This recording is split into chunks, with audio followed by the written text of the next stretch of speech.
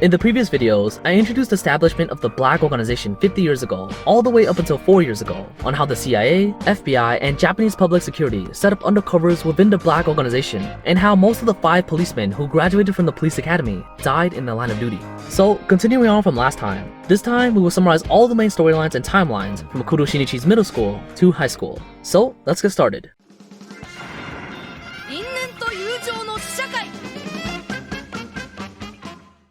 3 years ago, Kuro Shinichi, who was still a middle school student, was just a rookie detective. He and his childhood friend Mori Ran went to a ski resort to go skiing. But they were not the only detectives and childhood friends at the ski resort. Also present were Hattori Heiji from Osaka and his childhood friend Toyama Kazuha. The 2 detectives also encountered the same murder case and began to try to solve it, but they were too young at the time to solve the case alone. So both of them relied on their respective fathers' tips to solve the case. This is also the reason why the 2 of them didn't know each other at the time, because they both mistakenly thought that the other party was solving the case alone. But he could barely solve this case relying on his father's help. So they made a bet that they would know each other sooner or later when they become greater detectives. Then, during this year, Shinichi's parents also moved to the United States, while Shinichi stayed in Japan alone. On the other hand, in order to avenge his friend Hagewara Kenji, Matsuda Jinpei became the Tokyo Metropolitan Police Department 1st Division Sergeant and became a companion with Sato Miwako. Like Jinpei's speculation, the culprit who killed Hagewara Kenji once again planned to commit a crime and installed a bomb on a Ferris wheel. Although Jinpei can easily disarm the bomb, the culprit left the location of the second bomb on the screen, and it'll be displayed when there are 3 seconds left. If the first bomb is dismantled, then the location of the second bomb cannot be found, which will cause a large number of innocent victims to be killed. So Matsuda Jinpei chose to sacrifice himself and tell his partner Sato the location of the remaining bomb via text message, as well as attach his confession at the end of the message. From then on, this man became a lifetime memory of Sato's, and only 2 of the 5 people who graduated from the police academy were still alive. In the same year, the Black Organization sent Vermouth, disguised as a missing MI6 agent Akai Tsutomu, to wander around the Vauxhall Bridge in London. She had 2 purposes. One is to draw out and kill the missing in action Sera Emeri, who is the wife of Akai Tsutomu, and if she doesn't show up, then Vermouth can enter the MI6 for undercover activities. 2 years ago, when Akai Shuichi's undercover operation was successful, under his plan, the FBI finally found an opportunity to arrest Jin, one of the cadres of the Black Organization. The day before the arrest, Akai Shuichi found his girlfriend Miyano Akemi and confessed to her that he was an FBI agent and became a couple with her in order to sneak into the organization. The reason Shuichi did this was because he had really fallen in love with Akemi and didn't want to continue to lie to her. However, Akemi had already known the truth a long time ago, but she was willing to be deceived in order to be able to stay with Shuichi. The second day, when the FBI lied in wait for where Akai Shuichi and Jin had agreed to meet, an old man walked in and sat down. Shuichi ignored the old man, but another FBI agent, Kamel, was afraid that the old man would be in danger and told the old man to leave here. However, the old man was the disguise of the second in command of the Black Organization, someone named Rum. The FBI's plan failed. Jin did not show up to the agreed scene, and Akai Shuichi's undercover identity was also exposed. Therefore, Akai Shuichi left the Black Organization and returned to the United States. Among the 5 undercover agents, only furuyarei of the Japanese police and Hondo Hidemi of the CIA remained in the organization. 2 years ago, on March 7th, the Black Organization sent a member named Tequila to the office of Itakura Suguru, a game system engineer. This man in black was very interested in a computer program that Itakura is currently developing, but Itakura rejected him on the grounds that his eyesight was deteriorating and he was unable to develop the software. However, during the half year from March 20th to December 19th, Itakura's home and office were invaded several times by some strangers. Whether it was changing the lock or installing surveillance cameras, it was useless. And because there were no missing items, he couldn't call the police. On December 19th, this day, he received a call from a friend whom he hadn't seen for a long time, and his friend was also together with a mysterious woman.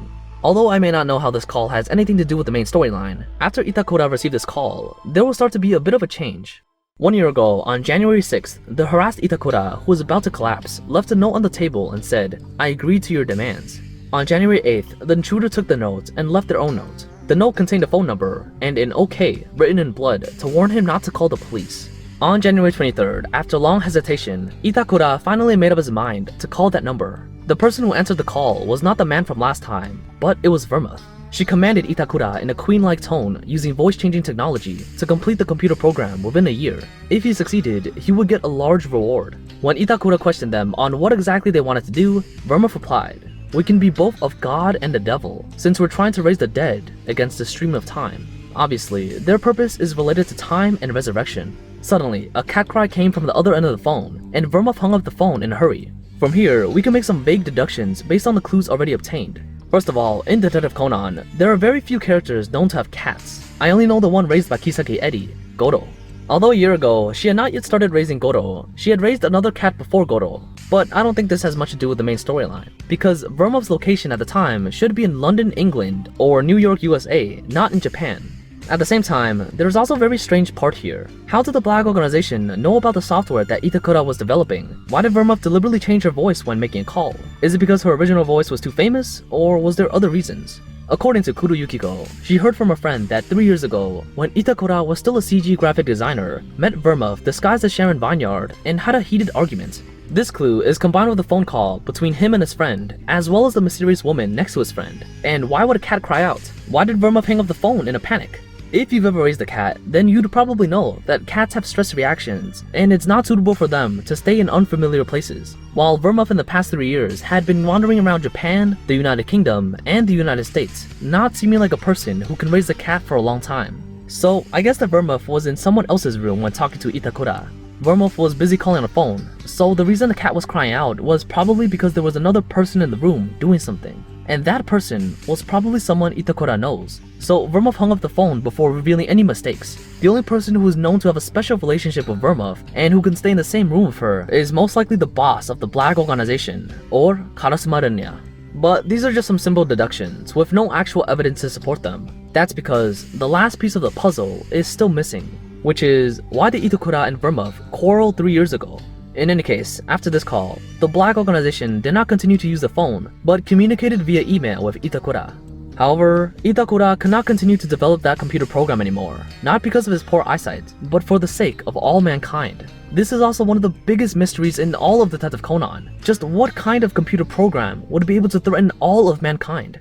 Later, the Black Organization sent Jean and Vodka, who took Sherry, who was 17 at the time, to the Isle of Mermaid to investigate the immortal mermaid legend. They also left their names in the travel roster. Jean's name was Kurosawa Jean, and Vodka's name was Uozuka Saburo. While at this time, Kuro Shinichi was already a 16-year-old detective. When he and his childhood friend Ron went on a plane to New York to meet his mother, they encountered a murder case. This was also the first time Kuro Shinichi helped the police solve a case. After arriving in New York, Shinichi and Ron, under Yukiko's introduction, met the American actress Sharon Vineyard, who was Vermouth. This time, Vermouth came to the United States because she wanted to kill the former traitor of the organization, FBI agent Akai Shuichi. Therefore, she killed the murderer and disguised as his face to approach Akai Shuichi. However, she not only failed, but was also shot by him. When she was about to escape, she met Ron, who happened to be passing by. Vermouth had planned to kill the witness, but accidentally fell off the stairs. In this emergency, Mori Ron and Kuro Shinichi rescued the person who wanted to kill them. When Vermouth asked Shinichi why he wanted to save her, Shinichi replied, わけなんているのかよ。人が人を殺す動機なんて知ったこっちゃねえが、人が人を助ける理由に論理的な思考は存在しねえだろ。 From then on, Vermouth began to be grateful and protective towards these two young people, calling Ron Angel and Shinichi Cool Guy. Then, after the two of them returned to Japan, Vermouth faked Sharon Vineyard's funeral and began to appear in the media as Sharon Vineyard's daughter, Chris Vineyard. In the same year, Date Wataru died because of a car accident. Before his death, he trained a kind-hearted policeman, Takagi Wataru. Of the 5 people who graduated from the police academy 7 years ago, only furuyarei was still alive. Speaking of the police, another character that bothers the police has appeared again after 7 years, and he is Kaito Kid. The Kaito Kid who appeared this time was not Kuroba Toichi, who disappeared 8 years ago, but his 17-year-old high school son, Kuroba Kaito. He knew his father was Kaito Kid from his mother, and the second-generation Kaito Kid, who was his housekeeper, Ji Konosuke. He also knew that the reason for his father's disappearance was related to a certain organization. In order to investigate the truth, he became the 3rd generation of Kaito Kid, and through the disguise and voice-changing techniques learned from his father, plus various props bought from Agasa Hiroshi, he wanted to find the Pandora gem that the organization was looking for. By the way, just like Shinichi's bad singing, he also has a funny weakness. That is, his fear of fish.